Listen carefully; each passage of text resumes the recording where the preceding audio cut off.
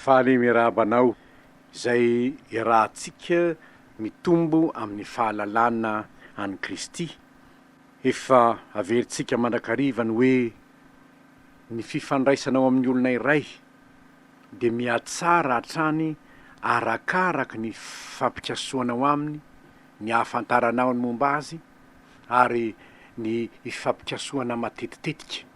Ny zavatra tsaroana dia izao, raha misy olona anankiroa mifankatia dia tsy tahaka ny teo aloha intsony ny fihaonany, fa mihaona matetitetika izy, midinidinika matetitetika izy, mifandray matetitetika izy, mifamanga matetitetika izy. Ary misy aza ny sasany na samy tanàna ray aza ny misy azy mifanoratra indray mandeha isan'andro ny sasany.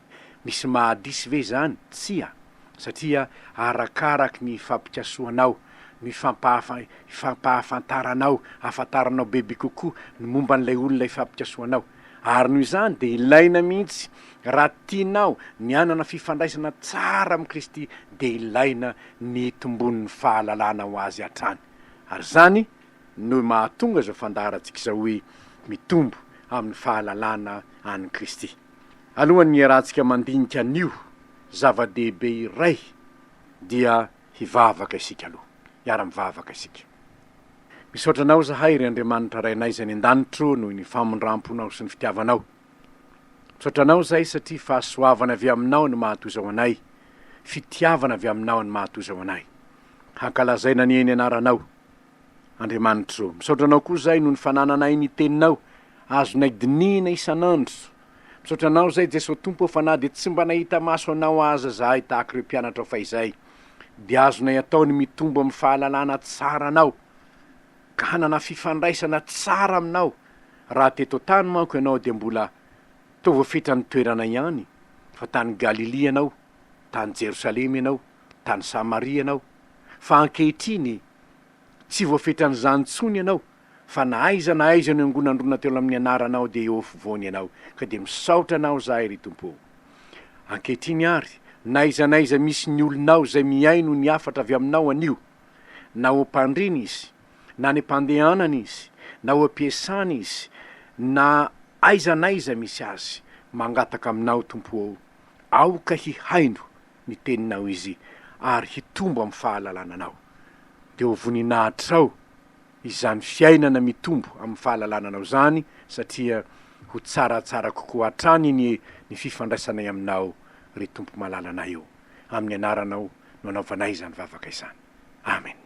Efa nilaza teo am-piandohana ary havana ny amin'ny hoe anio isika dia andinika manokana momba ilay tombokase ny teny fikasana. Kristy ilay tombokase ny teny fikasana. Fa inona moa no atao hoe teny fikasana? Ny teny fikasana ny niandohany dia tahaka izao: zavatra ao anatin'ny fo, tsy nolazaina na tamin'iza fikasana aloha zany. Satria io teny fikasana io dia raha olona mahatoky ilay olona dia ho tanterahany izany teny fikasana izany. Koa raha tsy manan-kery hanatanteraka izany fikasana izany izy, raha tsy manana ny zavatra rehetra hoentina manatanteraka izany teny fikasana izany izy, dia ho mpandainga. Fa raha ohatra kosa ka manana ny efa voavolavolany tsara tao anatiny zao zany fikasana izany, dia te hanome toky izy, dia mivoaka ambarany avy ao ambavany izany teny fikasana izany. Ka rehefa mivoaka ilay teny namboraka ny avy ao am-po dia manjary teny fikasana izany. Ny teny fikasana tiantsika ho dinihina dia ny teny fikasan'Andriamanitra. Ary zany teny fikasan'Andriamanitra izany dia misy porofo marobe ao amin'ny Hebreo 1:12, manomboka amin'ny 1:1 dia ahitanao olona niaina tamin'izany teny fikasan'Andriamanitra izany. Izany hoe olona efa nahazo fanomezatoky avy amin'Andriamanitra. Nino zany fanomezatoky avy amin'Andriamanitra zany? Dia nandeha tamin'ny finoana. Marobe izy ireo raha mijery ny Hebreo 1:12 isika. voalazany ao ny momba ny Abela, Enoka, Noa, Abrahama, Sara, Isaka, Jakoba, Josefa, Mosesy, Gideona, Baraka, Samsona, Jefta, Davida, Samuela, izany rehetra zany dia olona niaina tamin'ny finoana. Fa io finoana io tsy finoana miniminy foana akory, fa finoana niorina tamin'ny teny fikasana nomen'Andriamanitra azy. Raha mijery ny Hebreo 12 ianao, dia ny zavatra zay hitanao ao dia olon'ny testamenta taloha avokoa reo nolazaiko taminao reo. Zao nefa ny zavatra mahafaly, rehefa tonga ny testamenta vaovao ka nampanoratra ho an'ny Korintianina ny fanahy masina tamin'ny alalan'ny penin'ny Paoly, dia izao ny voalaza ao amin'ny Korintianina 2 toko 1 ny 7:20. Hoy izy, 7:20, fa raha mahatoky koa Andriamanitra ny teninay taminareo dia tsy eny sy tsia, fa ny zanak'Andriamanitra dia Jesosy Kristy zay notorinay teo aminareo, dia izaho sy Silasy ary Timoty dia tsy eny sy tsia, fa ao aminy dia eny ihany. Fa nafiry ny teny fikasan'Andriamanitra dia ao aminy ny eny, ary amin'ny alalany koa ny amen ho voninahitr'Andriamanitra amin'ny ataonay. Nafiry ny teny fikasan'Andriamanitra dia ao amin'ny Kristy ny eny, ary amin'ny alalany ny amen. Ny eny sy ny amen ry havana dia iray ihany zany. Eny ho tanteraky zany, tsy miovy zany, mahatoky zany, azo antoka zany. Amen ho toy zany, satria mahatoky ilay efa nanao ny teny fikasana.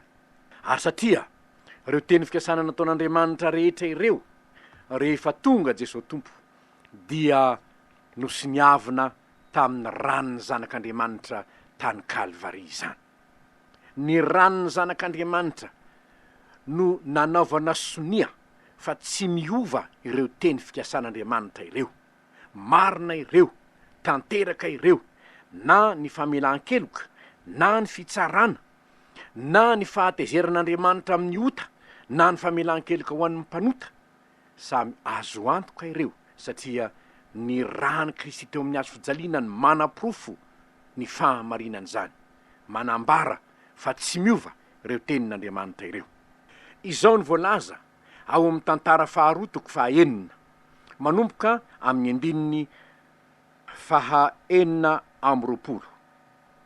Raha miantona ny andro ka tsy misy ranonorana noho ny nanontany olona taminao, ary mivavaka manatrika ty fitoerany ty izy, ka manaiky ny anaranao sady miala amin'ny fahotany, satria ampahorinao dia miainoa any an-danitra ianao ka mamela ny fahotany ny mpanomponao.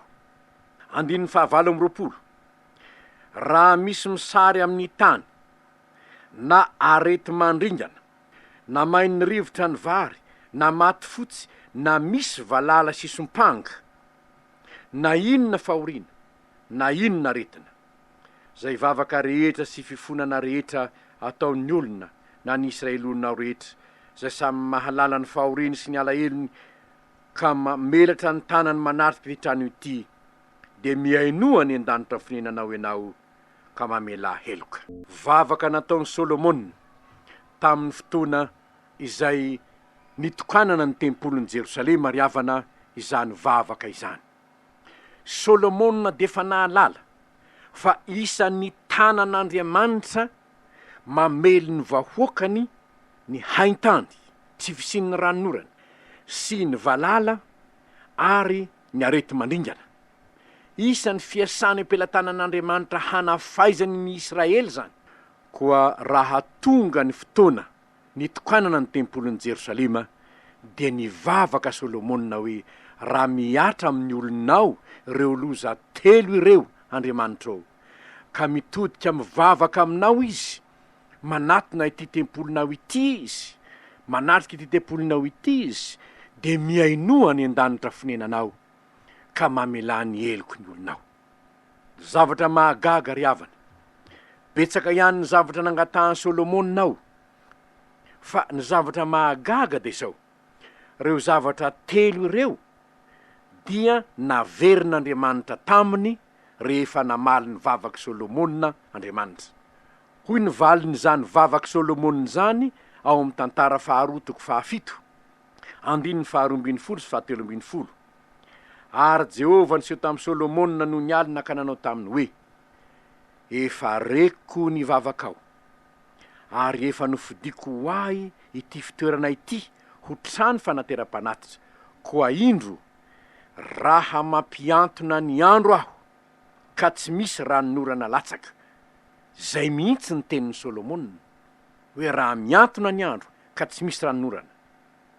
Na asaiky mandany ny tany ny valala, zay mihitsy ny vavaky Solomonina hoe raha misy misary satria misy valala sisy mipanga.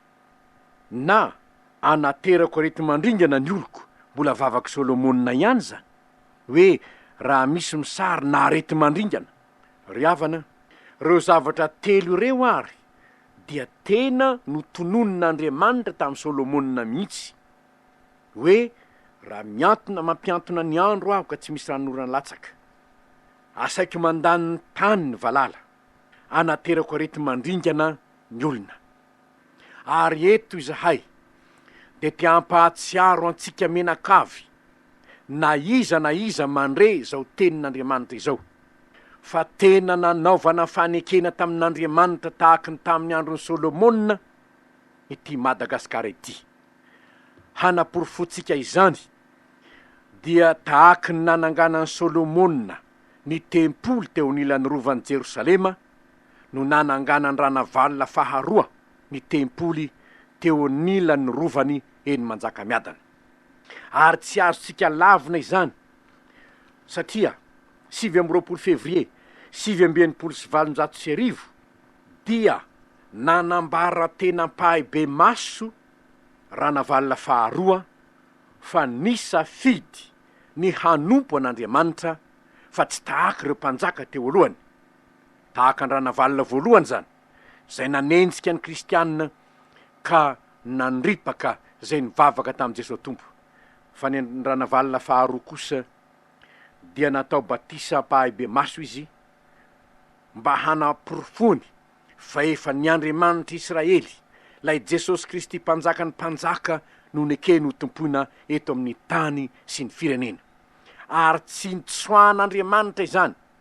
Ny faharoa, ny 20 Jolay 1970 no nananganana ny vaty fehizoron'ny tempoly teo anilan'ny rova, ka nilazany hoe tsy azo ravana ity trano zay nataoko ivavahana amin'Andriamanitra mpanjaka ny mpanjaka ity.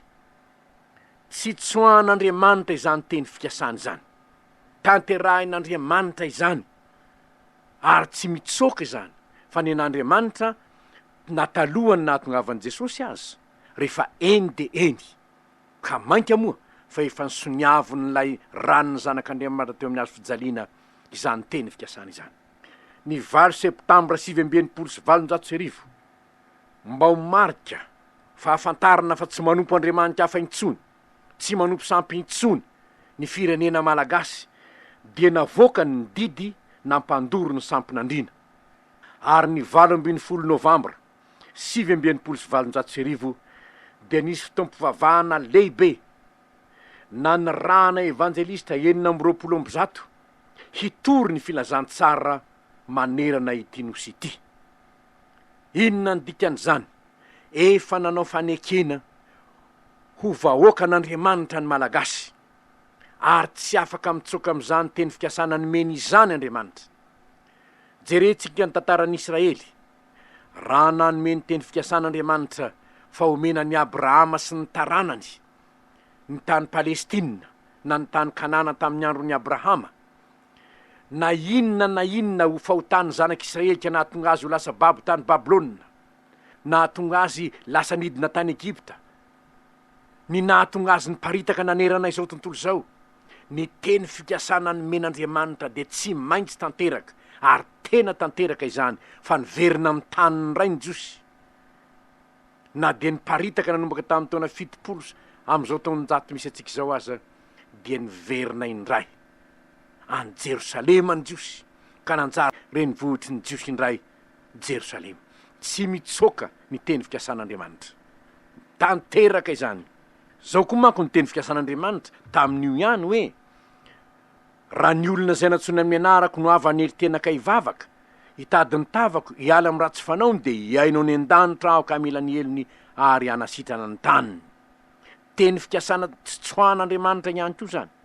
Nefa koa hoy izy, raha mivily kosa ianareo ka mahafoy ny didiko sy ny lalako zay nataoko teo anoloanareo, ka mandeha manompo andriamanikafa sy miekoka eo natreny, dia ongotako amin'ny tany zay nomeko anareo, ary ho fongorako tsy hoe ho masoko ty trano amasiniko ho an'ny anarako ity, sady hataoko ho abolana sy ho ambety teny any amin'ny firenena rehetra, ary na dia avo aza ity trano ity, dia ho fitalanjonan'izay rehetra mandalo azy, ka atao hoe naninona reny dia nataon'i Jehova toy izao ity tany sy ity trano ity, ary isy amaly hoe satria nahafoy an Jehova Andriamanitra ny razany izy zay nitondra azy nivoaka avy tany amin'ny tany Egipta, ka nikikitra tamin'ny andriamanikafa sady nikoka teo natreny, sy nanompo azy koa izany no nampidirany izao loza izao taminy. Ny mampalahelo ry havana, io tempolo zay nilazain'i Jehova hoe am'izao dia hihiratra ny maso ka hiainy vavaka zay atao amin'ity fitoerana ity, efa nifidiko sy no amasiniko ho trano ho toeran'ny anarako mandrak'izay ity trano ity. Am'izao zaho miteny aminao zao, tsy misy itsony ene zany tempolo zany, satria tanteraka ny teny fikasana hoe raha mivily ianareo ka mandeha manompo andriamanikafa, dia hongotako ity, ary na dia avo aza ity, dia ho ravako, io fitalanjonan'ny olona.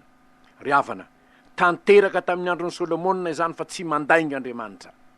Dia lasa eritreritry isika raha mijery ny tantarany Madagasikara, fa samy nomen'Andriamanitra teny fikasana ireo, samy ny teny fikasana avy amin'Andriamanitra ihany no nananganany ranavalina ny tempoly teo anilan'ny rovana Manjakamiadana, sy nananganany Solomona ny tempoly tany Jerosalema fa izay. Koa ny teny fikasana menan'ny Solomona dia teny fikasana omenany ranavalina ihany koa, satria ny Andriamanitra Solomona ihany no Andriamanitra ranavalina mpanjaka, ary samy mpanjaka eo amin'ny taniny izy ireo, nefa samy mpanjaka nanaiky hanaraka an'Andriamanitra. Dia zao nefa ny zava-nisy, samy ravaka na ny rovan'ny Solomona na ny rovan'ny Manjakamiadana, na ny tempolon'ny Solomona na ny tempolon'ny Manjakamiadana, samy rava ireo. Ary raha jerenao ny antony, dia ny fiverenan'ny olona tamin'ny fanompoatsampy nahatonga zany. Mba tadiditsika moa ry havana, mba tadiditsika moa, fa nisy fanompoatsampy goavana be anie natao hoe teto Madagasikara tamin'ny 5 jona 577 ary fantatry ny rehetra zany, no lazaina tamin'ny radio, naseho tamin'ny televizion, ary mazava loatra fa satria 5 jona dia fetin'ny fahaleovantenantsika ny ampitsoniny, 9 novambra 577 mainy rova, mainy tempoly. Nahoanany tsy niaro zany Jehova, satria raha mivily kosa ianareo ka manaraka andriamanikafa ho Jehova, na dia ty toeran'ity aza dia tsy arovako. Ary zany tokony hahatonga sainantsika am'izao andro zao. Amboniny zany, raha nivavaka Solomona ireto zavatra telo, dia nilazain'Andriamanitra mivantana mihitsy hoe raha mampiantana ny andro aka tsisy ranonorana latsaka, na asaiky mandany ny tany ny valala, na anaterako reto mandringana ny oloko, ny Andriamanitra Solomona ihany no Andriamanitsika. Raha eo amin'ny fitondrana ianao, ny kristianina eo amin'ny fitondrana ianao, ataovy ny andraikitrao, nefa ny andraikitrao voalohany indrindra dia ny miaraka amin'ny olon'Andriamanitra hitady ny tavan'Andriamanitra hibebaka. Satria raha nanao zany teny fikasana zany Andriamanitra, dia nanao hoe raha misy zao, raha misy ny haintany, raha misy ny valala, raha misy ny arety mandringana, izao ny dikan'izany ianareo oloko no ilaiko hitadiny tavako mba izaho no anasitrana ny tany. Maro amintsika rehetra, na ny vahoaka entina na ny mpitondra no olon'ny fiangonana ary milaza olon'Andriamanitra. Tsy vitsy amintsika raha misy fotoana tahaka zao sy tahaka zao dia manatrika ireny fotoam-pivavahana samy hafa ireny. Fa izao no izy tsy ampy zany, tsy ampy izany am'izao andro zao, fa tena mila fibebahana tanteraka ho an'ny firenena isika. Tsy ampy zany. Mila fialana amin'ny ratsy, mila fialana amin'ny sampy, mila fialana amin'ny tsy fahamarinana, mila fialana amin'ny langa, amin'ny fitondrantena maloto sy ny karazany rehetra. Mila fibebahana tanteraka isika. Ary zany no ilain'ny firenena. Ry havana malala, aoka tsy hitady fanafody any amin'ny zavatra hafa isika, samy mandray ny andraikitry ny any rehetra, fa ny fanafody omen'Andriamanitra de fibebahana, fiverenana tanteraka amin'Andriamanitra, hiala amin'ny ratsy fanao zay fantatrao ny ratsy fanao, ny fitiavam-bola tafahoatra, hanaovana tsinotsinona ny fahamarinana, anitsakitsahana ny fahamarinana, ny fitiavan-tena tafahoatra, hamenona posy na de tsy amin'ny tsy fahamarinana azy, ny fanompoatsampy moa de tsy lazaina intsony, saronana ao anatiny hoe kolotsaina ny fanompoatsampy. Raha ny olona izao tontolo zao no manao zany, mbola tsy olon'Andriamanitra izy ka tsy mahagaga zany. Fa ianao kristianina, izaho kristianina, na isika aza mbola manao zany, zany mieny mahatezitra an'Andriamanitra. Amintsika indrindra ny mahatezitra ny tompo, satria isika kristianina no mila mibebaka marina, mila miseho marina amin'ny fahamarinana, mandeha amin'ny fahamarinana am'izay toerana zay misy antsika. Miangavy anareo aho aza tezitra amiko, miangavy anao kristianina aho aza tezitra amiko, fa ny foko ny triariko eo anatrehanao, tiako ho hitanao fa izany no afatr'Andriamanitra. Raha ny oloko natsona amin'ny anarako ho avy aneritena ka hivavaka, hiala amin'ny ratsy fanaony, hitan'Andriamanitra zany. Fa olon'Andriamanitra zao, olona navotana avy tany amin'ny tany Egypta zao, kanefa mbola manaraka ny fanaony jentilisa. Mbola ilazan'Andriamanitra hoe raha Jehovah n'Andriamanitra manara azy, raha bala n'Andriamanitra manara azy. Noho ny fitiavan-tsezany ny sasany, de Andriamanitra no hitsakitsahina ny voninahiny, na de kristianina azy izy. Ry havana, te hiantotsika rehetra aho, efa vita sonian'ny ranony zanak'Andriamanitra ny teny fikasan'Andriamanitra. Ampy ny teny fikasan'Andriamanitra irenany finoantsika ho izy, raha ny olona zay natsony amin'ny anarako no avy aneritena ka hivavaka, hitadiny tavako ary hiala amin'ny ratsy fanaony, de hiainao ny an-danitra aho ka mila ny elony hanasitrana ny taniny. Efa ny soniavin'i Jesosy ny fahamarinana zany teny fikasana zany. Ary zany no toky ho antsika rehetra. Na misy aza reo loza telo, reo misy ny fanantenana satria mahatoky lay efa nanao ny teny fikasana, saingy zao miankina amintsika ny fahatanterahany zany teny fikasana zany. Satria ny fepetra napetraky ny tompo mba ho sitrana ny tandiny hoe raha ny oloko natsony amin'ny anarako maneritena, mivavaka, miala amin'ny ratsy fanaony, de hiaino any an-danitra aho. Engany ry havana, engany eka mba ho isan'izay antsoantso